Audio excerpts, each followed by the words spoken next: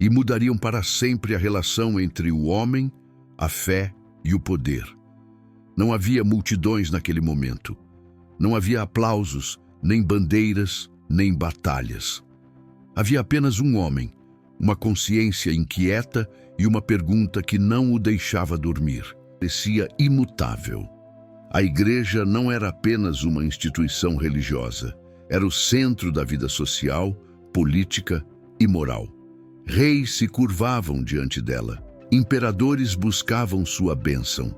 O povo temia sua condenação mais do que qualquer punição terrena. Começou a sentir que algo estava errado. Não errado no funcionamento externo da igreja, mas em sua essência. Ele não era um revolucionário. Não desejava ruptura. Não sonhava com conflito. Lutero buscava apenas compreender como um pecador poderia ser salvo. Uma moeda caía no cofre e uma alma, diziam, se libertava do purgatório. Para muitos, aquilo trazia alívio. Para Lutero, trazia angústia.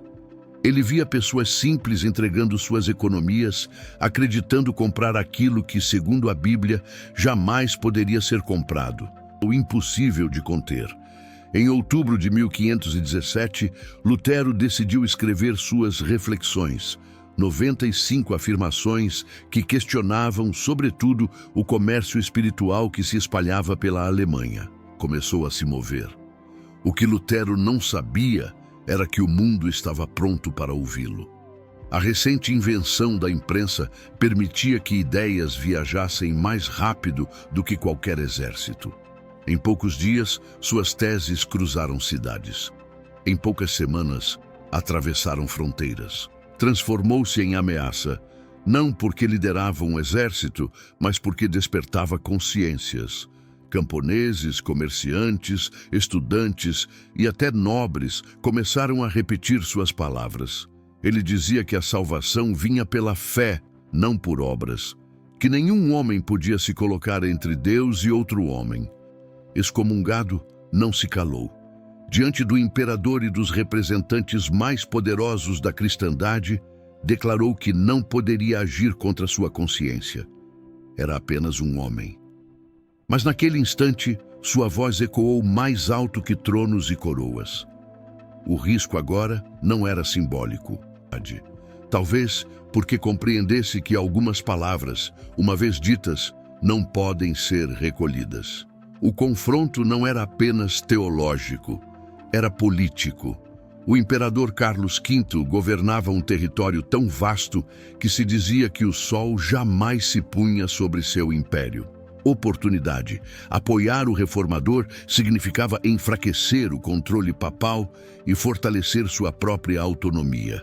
Assim, fé e política começaram a caminhar lado a lado, unidas por interesses nem sempre espirituais.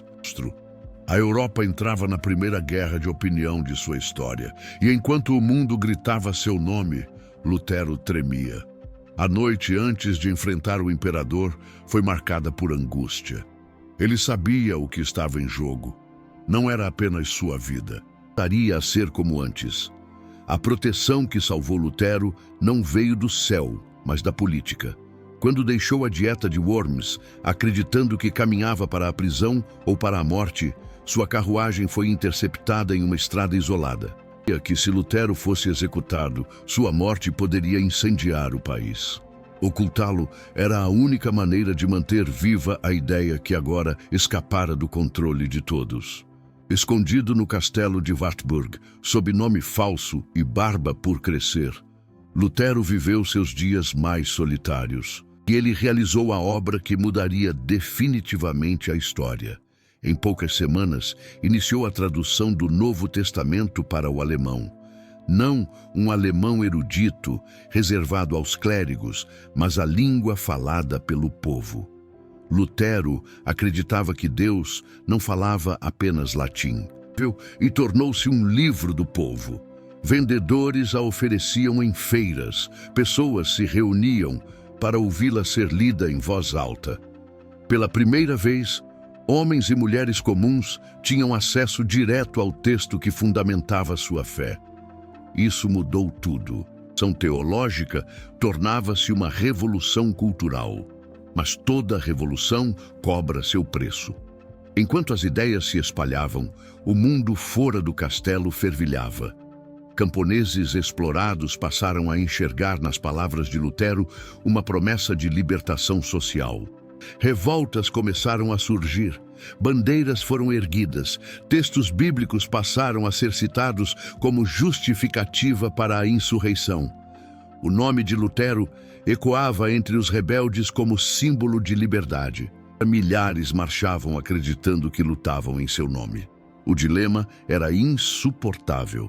Se apoiasse os camponeses, perderia o apoio dos príncipes que protegiam a reforma. Se os condenasse, trairia o povo que o via como libertador. A ordem divina incentivou os governantes a esmagá-los. O resultado foi devastador. Mais de 100.000 camponeses morreram. O herói do povo tornara-se para muitos um traidor. A reforma sobreviveu, mas o mito de Lutero jamais seria o mesmo. Mesmo assim, o movimento avançava. Roma perdia território sem disparar um único tiro. O imperador observava tudo com crescente inquietação. O que começara como heresia, agora ameaçava a unidade do império. A fé dividia principados. Governantes escolhiam lados. Católicos de um lado, protestantes do outro. Envelhecia. Sua saúde declinava. Seu temperamento tornava-se mais áspero. O jovem monge idealista dava lugar a um homem marcado por conflitos, contradições e arrependimentos silenciosos. Ele havia aberto uma porta que jamais poderia fechar. Ainda assim, continuava escrevendo. Não houve triunfo nem derrota clara. O império ainda resistia. Roma ainda se mantinha. Mas a unidade espiritual da Europa estava irremediavelmente quebrada. Anos depois, exércitos marchariam em nome da fé. Nações nasceriam da divisão religiosa, espiritual do mundo. E sua reverberação ainda não havia terminado. Após a morte de Lutero, muitos acreditaram que o movimento perderia força. Afinal, líderes costumam ser o eixo de grandes transformações. Quando desaparecem, tudo tende a ruir, que ultrapassavam qualquer questão espiritual. Príncipes protestantes compreenderam que agora lutavam não apenas por doutrina, mas por soberania. Aceitar a autoridade de Roma significava submeter-se a um poder estrangeiro. Rompê-la significava liberdade política. Onde antes havia unidade, surgia o silêncio desconfiado. O imperador Carlos V tentou reagir tarde demais. Seus exércitos enfrentaram ligas protestantes formadas por príncipes que conheciam o território, dominavam suas tropas e, acima de tudo, lutavam com convicção. Tornara-se causa de guerra. Católicos e protestantes passaram a disputar cidades, rotas comerciais e tronos. O ideal de uma cristandade unificada desapareceu sob a fumaça dos campos de batalha. O Acordo de Augsburgo tentou pôr fim à sangria. A Europa aceitava aquilo que antes parecia impensável. Não havia mais uma única verdade institucional. O mundo havia mudado. Enquanto reis negociavam e exércitos marchavam, o impacto mais profundo ocorria longe dos palácios. Nas escolas, nas casas, nos lares, alterou a forma de pensar. A leitura pessoal estimulou a alfabetização. A interpretação individual fortaleceu o pensamento crítico. A ideia de consciência diante de Deus abriu espaço para o conceito moderno de liberdade moral. A mesma fé que unia, agora separava. Nos séculos seguintes, o continente mergulharia em guerras religiosas devastadoras. A mais sangrenta delas, a Guerra dos 30 Anos, reduziria regiões inteiras à miséria, matando milhões. A autoridade absoluta da Igreja jamais seria restaurada. O poder espiritual deixara de ser universal.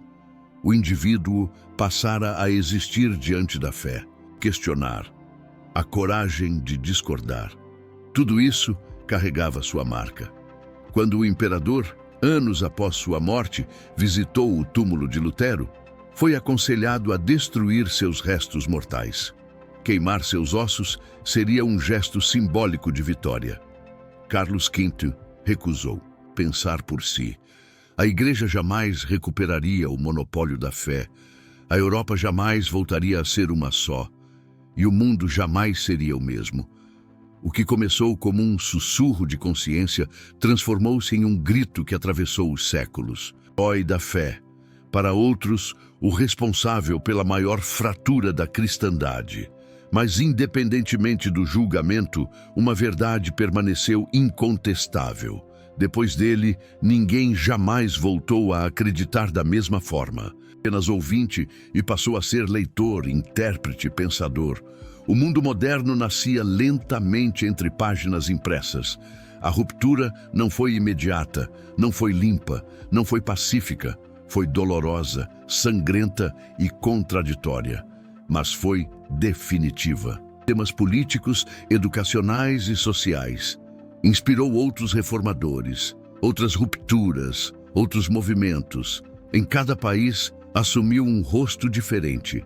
Em cada geração, encontrou novos significados. A ciência estava acima da instituição. Então nenhum poder seria absoluto. Essa lógica ecoaria nos séculos seguintes. Ela estaria presente nas revoluções, nas declarações de direitos, nos ideais de liberdade religiosa, na separação entre igreja e Estado, do que não podia negar aquilo em que acreditava. Talvez o maior impacto de sua história não tenha sido teológico, político ou linguístico. Talvez tenha sido existencial. Lutero provou que a obediência sem consciência é apenas submissão. Ninguém mais conseguiu controlar. Ao final, não venceu o Papa, não venceu o Imperador, não venceu a Igreja. Venceu o silêncio, porque o verdadeiro poder nunca esteve nos altares, nem nos tronos, nem nos decretos. Confrontado, séculos se passaram, as catedrais permanecem, os impérios ruíram, as guerras cessaram, mas a pergunta que ecoava no coração daquele monge ainda ressoa nos dias de hoje. Diante da massa, da verdade pessoal diante da imposição coletiva, uma voz solitária não derruba muros sozinha, mas ela faz rachaduras. E às vezes, uma única rachadura é suficiente para que toda uma estrutura comece a ruir. Se inscreva para continuar explorando as histórias que moldaram a humanidade. Porque entender o passado não muda apenas o que sabemos, muda quem somos. E talvez, em algum lugar silencioso, uma nova voz esteja prestes a se levantar novamente.